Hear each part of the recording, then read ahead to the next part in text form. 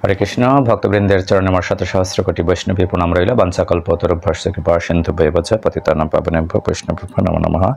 ভক্তবৃন্দ, আমাদের যত ব্রত রয়েছে তার মধ্যে সর্বশ্রেষ্ঠ ব্রত হচ্ছে কি একাদশী ব্রত, এবং প্রতি মাসে দুটি একাদশী ব্রত হয়। এবং এই বৈশাখ মাসের শেষে আমাদের যে একাদশী ব্রত অর্থাৎ কৃষ্ণপক্ষিয়া একাদশী রয়েছে তা হচ্ছে বরুথিনী একাদশী ব্রত। আজকে আমরা এই বরুথিনী একাদশী ব্রত মাহাত্ম্য শ্রবণ করব এবং কিভাবে এই একাদশী ব্রত পালন করতে হয় তা আমরা শ্রবণ করব। বৈশাখ মাস অত্যন্ত পরমেশ্বর ভগবান শ্রীকৃষ্ণের অত্যন্ত একটি প্রিয় মাস, তাই আমাদের উচিত বৈশাখ মাসের মাহাত্ম্য আমরা শ্রবণ করেছি যে বৈশাখ মাসে ভগবানকে প্রসন্ন করতে হলে তুলসী মহারানীকে প্রসন্ন করতে হবে, তাই তুলসী মহারানীর সেবা করতে হবে এবং ভোরে উঠে আমাদেরকে স্নান করতে হবে, গীতা ভাগবতম বেশি করে পড়তে হবে। এবং বৈশাখ মাসের এই কৃষ্ণপক্ষী একাদশী হচ্ছে বরুথিনী একাদশী ব্রত। প্রথমে আসি, এই একাদশী ব্রত কবে অনুষ্ঠিত হবে। এই একাদশী ব্রত আগামীকাল অর্থাৎ 24শে এপ্রিল রোজ বৃহস্পতিবার অনুষ্ঠিত হবে। 24শে এপ্রিল রোজ বৃহস্পতিবার অনুষ্ঠিত হবে এবং বাংলাদেশে এর পারণ সময় 25শে এপ্রিল শুক্রবার। বাংলাদেশে পারণ সময় সকাল 5টা 28 মিনিট থেকে সকাল 9টা 47 মিনিট পর্যন্ত। এর মধ্যে অবশ্যই আপনারা পালন করবেন, তা না হলে একাদশীর ফল আপনারা লাভ করতে পারবেন না। এবং পশ্চিমবঙ্গে পালন সময় হচ্ছে সকাল 5টা 8 মিনিট থেকে সকাল 9টা 25 মিনিট পর্যন্ত।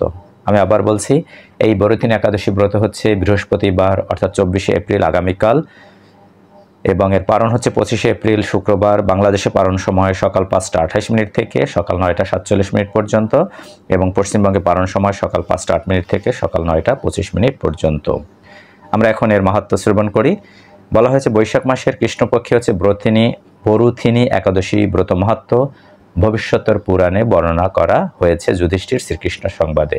যথারীতি যুধিষ্ঠির মহারাজ পরমেশ্বর ভগবান শ্রীকৃষ্ণকে আমাদের কল্যাণের জন্য ভগবানকে জিজ্ঞাসা করলেন, হে বসুদেব তনয় শ্রীকৃষ্ণ, আপনাকে প্রণাম। বৈশাখ মাসের কৃষ্ণপক্ষের একাদশী কি নামে প্রসিদ্ধ এবং তার মহিমাই বা কি, তা কৃপা করে আমাকে বলুন। অর্থাৎ যুধিষ্ঠির মহারাজ শুধুমাত্র তো তার জন্যই প্রশ্ন করেননি, মানুষের কল্যাণের যুগের অর্থাৎ কলিযুগের মানুষদের কল্যাণের জন্য, তাদের মুক্তির জন্য এই কৃষ্ণ প্রশ্ন করেছেন।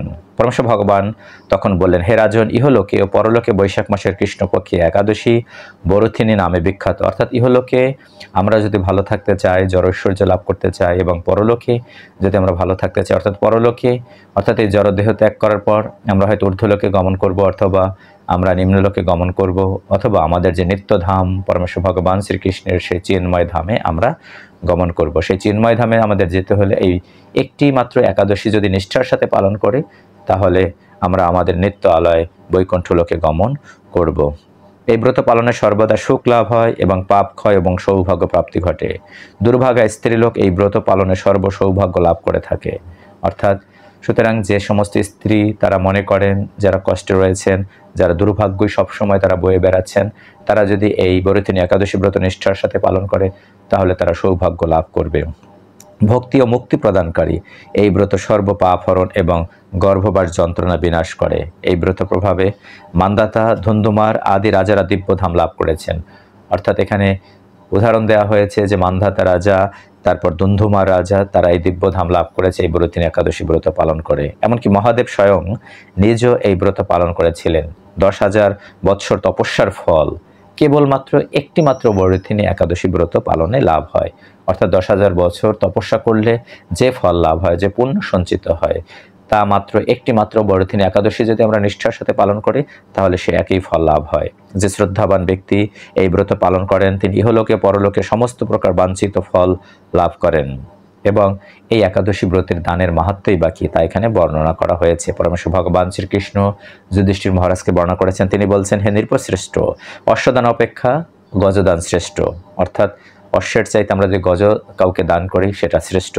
গজদান অপেক্ষা ভূমিদান শ্রেষ্ঠ, ভূমিদান অপেক্ষাও তিলদান শ্রেষ্ঠ, এবং তিলদান অপেক্ষাও আমরা যদি কাউকে স্বর্ণদান করি তা শ্রেষ্ঠ, এবং স্বর্ণদান অপেক্ষাও সর্বশ্রেষ্ঠ হচ্ছে অন্নদান। তাহলে আমরা দেখছি যে অন্নদান হচ্ছে সর্বশ্রেষ্ঠ। তাই আমাদের উচিত কি আমাদেরকে মানুষকে অন্নদান করা, শুধুমাত্র মানুষ নয়, অন্যমাত্র পশু পাখিকেও আমাদেরকে অন্নদান করা উচিত। অন্নদানের মতো শ্রেষ্ঠ দান আর নেই। পিতৃলোক, দেবলোক ও মানুষেরা অন্নদানেই তৃপ্ত হন। পণ্ডিতেরা কন্যাদানকে অন্নদানের সমান বলে থাকেন। স্বয়ং ভগবান গোদানকে অন্নদানের সমান বলেছেন, অর্থাৎ গোদানের সমতুল্য হচ্ছে এই অন্নদান। আবার এই সমস্ত প্রকার দান থেকেও বিদ্যাদান সর্বশ্রেষ্ঠ। তাই আপনি এই শ্রবণ করছেন, এই একাদশী ব্রত মাহাত্ম্য শ্রবণ করছেন, সেটা অন্যকে কীর্তন করুন, অর্থাৎ অন্যকে বলুন, উৎসাহিত করুন এই ব্রত পালনের জন্য। এবং গীতা ভাগবতম আপনি পাঠ করুন, শ্রবণ করুন এবং অন্যের কাছে কীর্তন করুন, তাহলে সেটা হচ্ছে আরও সর্বশ্রেষ্ঠ। অর্থাৎ বিদ্যাদান হচ্ছে সর্বশ্রেষ্ঠ, কিন্তু এই বরুথিনী ব্রত পালনে সেই বিদ্যাদানের সমান ফল লাভ হয়ে থাকে। অর্থাৎ সমস্ত দানের চাইতে সর্বশ্রেষ্ঠ হচ্ছে কি বিদ্যাদান, এবং এই বরুথিনী একাদশী ব্রত পালন করলে সমস্ত দানের আমরা ফল লাভ করতে পারি।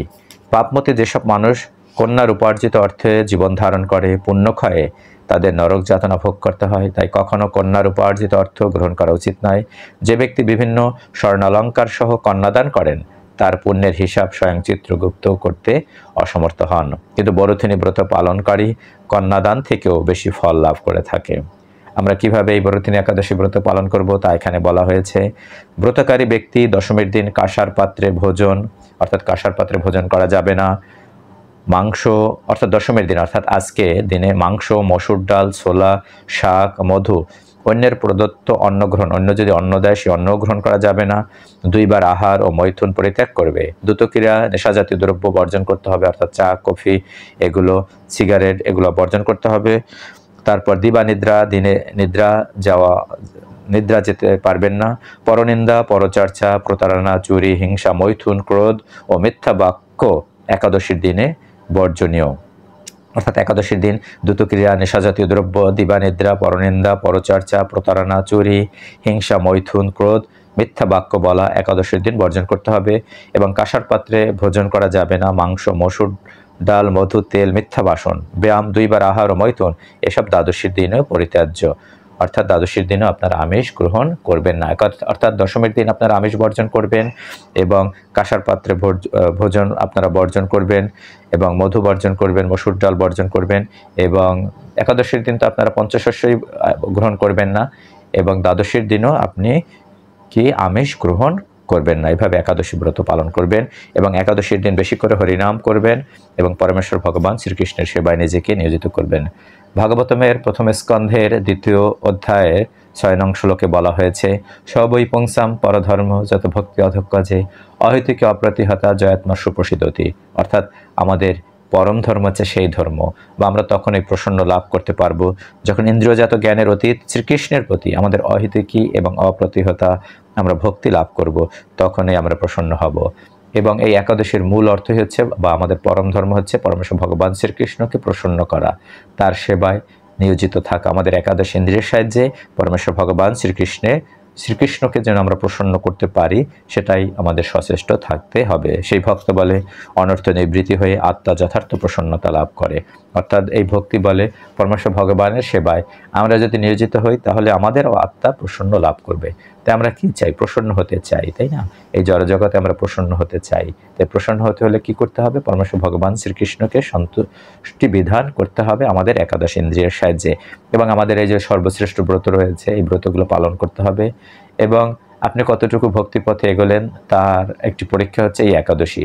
একাদশীতে আপনি বুঝতে পারবেন যে আপনি ভক্তিপথে কতটুকু এগোলেন, আপনি কতটুকু এই 15 দিনে কতটুকু আপনি জপ করলেন, গীতা পড়লেন, ভাগবত পড়লেন, প্রচার করলেন, তা আপনি বুঝতে পারবেন এই একাদশীর দিনে। এবং আপনি সংকল্প করবেন একাদশীর দিন পরবর্তী 15 দিন আমি যেন আরও বেশি করে প্রচার করতে পারি, আমি যেন আরও ভালো করে জপ করতে পারি, গীতা পড়তে পারি, ভাগবত পড়তে পারি।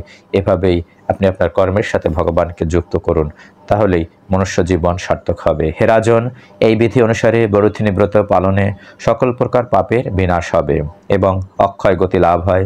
যিনি হরিবাসরে রাত্রি জাগরণ করে, অর্থাৎ ভগবানের এবং ভগবান জনার্দনের পূজা করেন, তিনি সর্বপাপ মুক্ত হয়ে পরম গতি লাভ করেন। তাই সূর্যপুত্র যমরাজের যাতনা থেকে পরিত্রাণের জন্য আমাদের পরম যত্ন সহকারে এই একাদশী ব্রত পালন করা আমাদের কর্তব্য। আমরা যদি যম যাতনা থেকে আমরা মুক্তি পেতে চাই, যমরাজের যাতনা থেকে, নরক যন্ত্রণা থেকে যদি আমরা মুক্তি পেতে চাই, তাহলে আমাদের এই বরুথিনী একাদশী ব্রত নিষ্ঠার সাথে পালন করতে হবে। বরুথিনী একাদশী ব্রত কথা শ্রদ্ধা ভরে পাঠ করলে বা শ্রবণ করলে সহস্র গোদানের ফল লাভ হয়। অর্থাৎ যারা শ্রবণ করছেন আপনাদের সহস্র গোদানের ফল লাভ হয়েছে, অর্থাৎ দানের সর্বশ্রেষ্ঠ ফল আপনারা পেয়েছেন এবং সর্বপাপ থেকে মুক্ত হয়ে এই জড়জগৎ ত্যাগ করার পর আমাদের গতি হবে বিষ্ণু লোকে অর্থাৎ বৈকুণ্ঠ লোকে আমরা গমন করব। তাহলে একটি মাত্র বরথিনী একাদশী ব্রত যদি আমরা পালন করি তাহলে সহস্র তপস্যার ফল লাভ করব এবং যারা দুর্ভাগা স্ত্রী তারা যদি একাদশী ব্রত পালন করেন নিষ্ঠার সাথে তারা সর্বসৌভাগ্য লাভ করবে এবং ইহলোকে এবং পরলোকে বৈশাখ মাসের এই কৃষ্ণপক্ষী একাদশী ব্রত পালন করলে আমাদের সমস্ত বাঞ্ছিত ফল লাভ হবে এবং জড়জগৎ ত্যাগ করার পর আমরা বিষ্ণুলোকে গমন করব অর্থাৎ বৈকুণ্ঠ লোকে গমন করব এবং যম যাতনা থেকে আমরা মুক্তি পেতে পারবো এই বরথিনী একাদশী ব্রত আমরা পালন করলে। হরে কৃষ্ণ ভক্তবৃন্দ, আমরা সকলেই যেন এই ব্রত নিষ্ঠার সাথে পালন করতে পারি সেই প্রার্থনা করি। হরে কৃষ্ণ।